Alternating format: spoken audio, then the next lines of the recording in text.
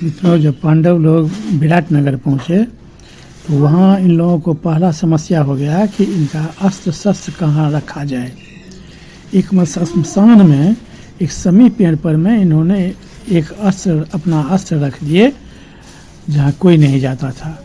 उसके बाद नगर में पहुंचकर दुर्गा जी का आह्वान किए और पूजा किए और दुर्गा जी से आशीर्वाद प्राप्त करके ये लोग विराट के राजमहल में सभी लोग प्रवेश किए। जो वहाँ अपना भेष छिपा करके कोई काम करके वहाँ पर रहा जाए, वहीं पर 1 साल का अज्ञातवास बिताया जाए। तो ये कहानी सुनने के लिए वीडियो के अंत तक बने रहिए। महापराक्रमी पांडव यमुना के निकट पहुंचकर उसके दाहिने किनारे से चलने लगे। उनकी यात्रा पैदल ही हो रही थी। वे कभी पर्वत की गुफाओं में, कभी जंगलों में टहलते जाते थे। आगे जाकर वे दशार्ण के उत्तर और पंचाल के दक्षिण सूरसेन देशों के बीच से होकर यात्रा करने लगे। उनके हाथ में धनुष और कमर में तलवार थी। शरीर का रंग फीका हो गया था, दाढ़ी मूछें बढ़ गई थी। धीरे धीरे वन का मार्ग तय करके वे मत्स्य देश में जा पहुँचे और क्रमशः आगे बढ़ते हुए विराट की राजधानी के निकट पहुँच गए। तब युधिष्ठिर ने अर्जुन से कहा, भैया, नगर में प्रवेश करने के पहले यह निश्चय हो जाना चाहिए कि हम लोग अपने अस्त्र शस्त्र कहाँ रखें। तुम्हारा यह गांडीव धनुष बहुत बड़ा है, संसार के सब लोगों में इसकी प्रसिद्धि है। अतः यदि हम लोग अस्त्रों को साथ लेकर नगर में प्रवेश करेंगे तो हम इसमें कोई संदेह नहीं कि सब लोग हम लोगों को पहचान जाएंगे। इसलिए अस्त्र को पहले ही हम लोगों को ही रख देना चाहिए। अर्जुन ने कहा, श्मशान भूमि के निकट एक टीले पर यह समी का बहुत बड़ा सघन वृक्ष दिखाई दे रहा है। इसकी शाखाएं भी बड़ी भयानक है, अतः इसके ऊपर किसी का चढ़ना कठिन है। इसके सिवा इस समय यहाँ कोई ऐसा मनुष्य भी नहीं है जो हम लोगों को इस पर अस्त्र रखते देख सके। यह वृक्ष रास्ते से बहुत दूर जंगल में है। इसके आसपास हिंसक जीव और बहुत सारे सर्प रह रहे हैं।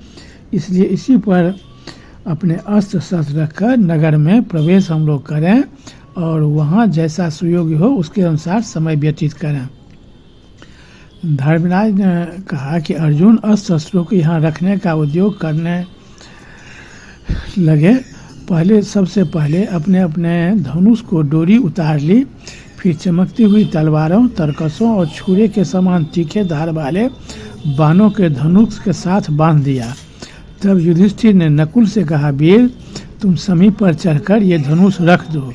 आज्ञा पाते ही नकुल उस वृक्ष पर चढ़ गए और उसके खोधड़े में, जहाँ की वर्षा का पानी की संभावना नहीं थी, सबसे ऊपर धनुष रखकर उन्होंने एक मजबूत रस्सी से शाखा के साथ बांध दिया।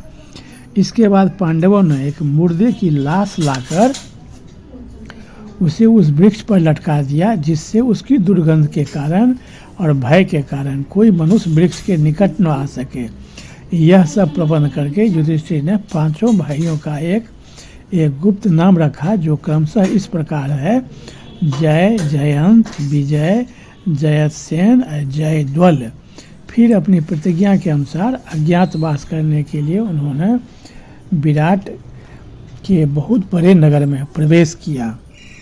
उसके बाद जब विराट के नगर में प्रवेश कर गए, उसके बाद नगर में प्रवेश करके महाराज युधिष्ठिर ने भाइयों के साथ मिलकर त्रिभुवनेश्वरी दुर्गा का स्तंभ पूजा किया।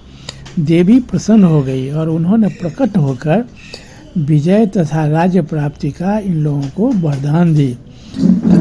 जब ये लोग विधान पूर्वक दुर्गा जी का पूजा किए पांचाल नगर में प्रवेश करके, तो दुर्गा जी प्रसन्न होकर के प्रकट हो गई और इन लोगों को पुनः राज्य प्राप्ति होने का वरदान दिया। और दूसरा वरदान दिया, विराट नगर में तुम्हें कोई पहचान नहीं सकेगा।